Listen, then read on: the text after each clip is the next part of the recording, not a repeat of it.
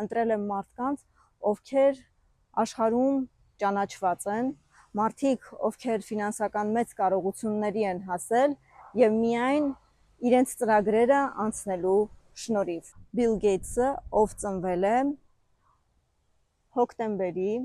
28-ին։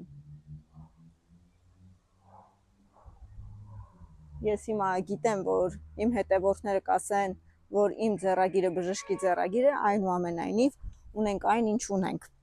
Անցնենք հաջորդ մեր ներկայացուցչին, Պավել Դուրով, եւ նա ծնվել է հոկտեմբերի 10-ին։ Պավել Դուրով։ Իլոն Մասկը ծնվել է հունիսի 28-ին, 28:06։ Եթե տեսնում եք այստեղ,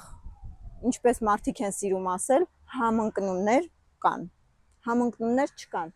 այս բոլոր մարդիկ իրենց ծննդյան թվերում կրում են 10 թիվը, նախ հոկտեմբեր ամիսը ինքն իրենով 10-րդ ամիսն է, այստեղ կրկնակի ուժեղացված է, իսկ երրորդ դեպքում պարզապես մարդ, որ ունի